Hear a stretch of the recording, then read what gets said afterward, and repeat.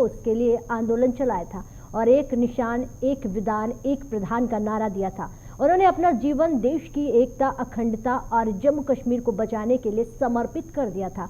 JP Nadda ने अपने संबोधन में कहा कि डॉक्टर श्यामा प्रसाद मुखर्जी को सच्ची श्रद्धांजलि यही है कि हम उनके बताए मार्ग पर चलें और विचार के साथ जुड़कर उसे आगे बढ़ाने का काम करें। उनसे प्रेरणा लेकर भाजपा कार्यकर्ता देश को मजबूत बनाने के लिए अग्रसर हैं।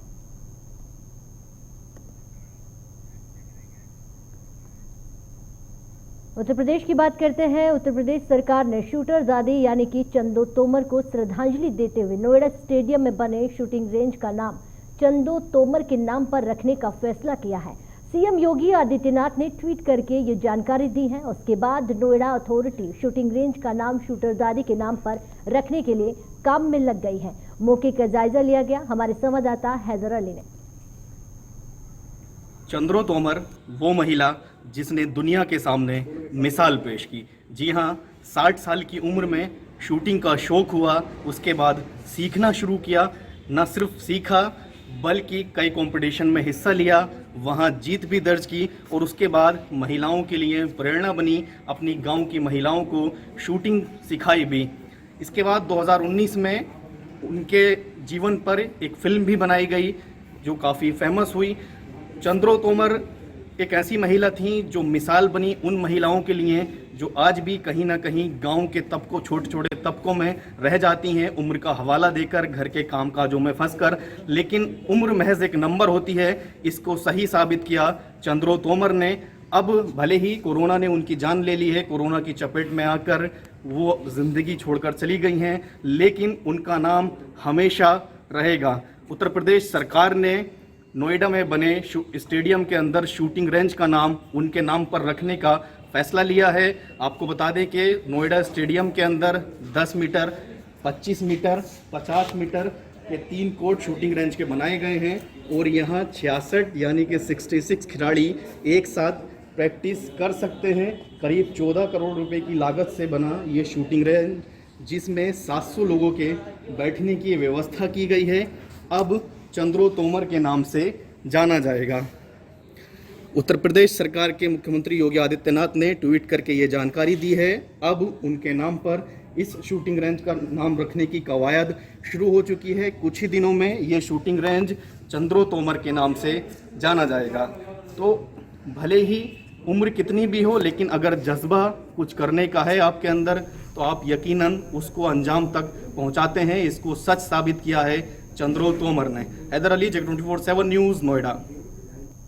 चलिए अब आगे बढ़ते बात राजस्थान की कर लेते हैं और यहीं पर आपको बता दें कि राजस्थान के बूंदी जिले में एक परिवार की क्रूरता सामने आई है। लेकिन इससे पहले एक बड़ी खबर आ रही है, आपको वो बता देते हैं। आपको बता दें कि बाबा रामदेव ने सुप्रीम कोर्ट की में अपील की है। आपको बता दें महत्वपूर्ण जानकारी, अलग अलग राज्यों में दर्ज एफआईआर पर रोक की अपील की है बाबा रामदेव ने। अपने खिलाफ दर्ज सभी केस को दिल्ली ट्रांसफर करने की मांग भी बाबा रामदेव की तरफ से एलोपैथिक डॉक्टरों ने कई राज्यों में दर्ज कराई थी एफआईआर। आपने कुछ ही दिन पहले सुना था बाबा राम को लेकर बवाल जो था, अब सुप्रीम कोर्ट में अपील की गई है। अलग अलग राज्यों में दर्ज एफआईआर पर रोक की अपील लगातार। इससे आगे अपने खिलाफ दर्ज सभी केस को दिल्ली ट्रांसफर करने की मांग की है। एलोपैथिक डॉक्टर ने कई राज्यों में एफआईआर दर्ज कराई थी बाबा रामदेव को लेकर। जिस तरह से बाबा रामदेव ने जो बयान दिया था, उसके बाद डॉक्टर वर्सेस बाबा रामदेव, और आज भी नाराज डॉक्टरों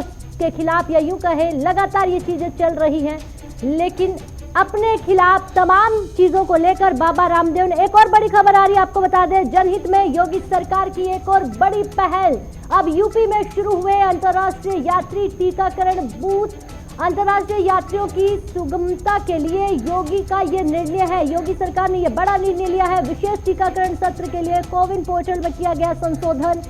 जनहित में योगी सरकार की ओर से ये बड़ी पहल की गई है। कोरोना की लहर को रोकना है। अभी उत्तर प्रदेश में शुरू हुए अंतर्राष्ट्रीय यात्री टीकाकरण बूथ। अंतर्राष्ट्रीय यात्रियों की सुगमता के लिए उत्तर प्रदेश का ये बड़ा निर्णय लिया गया है, क्योंकि विशेष टीकाकरण सत्र के लिए कोविन पोर्टल में संशोधन किया गया है। जनहित में योगी सरकार की ओर से बड़ा फैसला, ये बड़ी पहल लगातार दूसरी कहर कम होती हुई लेकिन तीसरी लहर को लेकर पूरी तैयारियां हर राज्य सरकार की 84 दिनों से।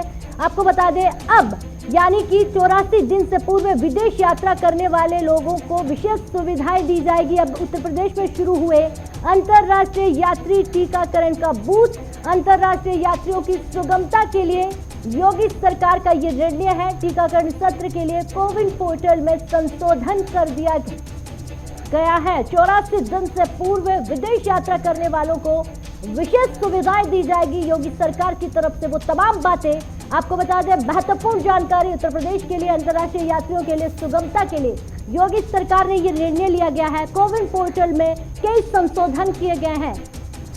और इसी खबर पर ज्यादा जानकारी देने के लिए हमारे संवाददाता अनूप त्रिपाठी हमारे साथ जुड़ गए। अनूप, जानकारी दीजिएगा। उत्तर प्रदेश का यहाँ पर जिक्र करेंगे। लगातार धरातल पर उत्तर प्रदेश की सरकार कई बड़े काम करती हुई नजर आ रही है।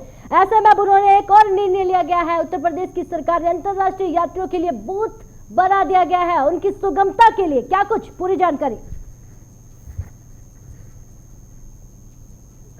लगातार बड़े फैसले ले रहे हैं और खास तौर पर कोरोना संक्रमण की दूसरी लहर के बाद वैक्सीनेशन को लेकर योगी सरकार का सीधा सा प्रयास है कि ज्यादा से ज्यादा वैक्सीनेशन हो। खास तौर जो लोग विदेश यात्रा करना चाहते हैं या विदेशों में उनका व्यवसाय है, वो व्यवसायी हैं या फिर छात्र हैं, विदेशों में पढ़ते हैं, ऐसे लोग विदेश जाना चाहते हैं, उनको दिक्कत ना हो। तमाम राधिका ऐसे मामले आए राजधानी लखनऊ सहित उत्तर प्रदेश के अलग अलग जिलों में, जहां से लोगों को विदेश जाना था, छुट्टी पर वो आए थे या अपने व्यवसाय के सिलसिले में आए थे वापस। अब उन्हें वापस जाना था लेकिन दूसरी वैक्सीन की दूसरी डोज न लगने के कारण वो नहीं जा पा रहे थे। तो अब सरकार ने बड़ा फैसला लिया है। सरकार ने स्पेशल बूथ बनवाए हैं हर जिले में। जो भी जिला अस्पताल है या मेडिकल कॉलेज है वहां पर बूथ बनाए गए हैं और जो भी यात्री हैं विदेश जाना है उनको छूट दी जा रही है।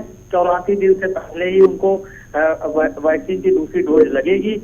इसके लिए जो कोविन पोर्टल है उसमें भी आवश्यक संशोधन किए जा चुके हैं और ये वैक्सीनेशन का काम स्पेशल बूथों पर जो विशेष यात्री हैं, जो विदेश जाने वाले यात्री हैं, उनके लिए वैक्सीनेशन की सुविधा शुरू की जा चुकी है। राजधानी लखनऊ में इसका नेतृत्व कर रहे हैं ब्रांड एम्बेसडर हैं, कोविड के प्रभारी हैं डॉक्टर सूर्यकांत।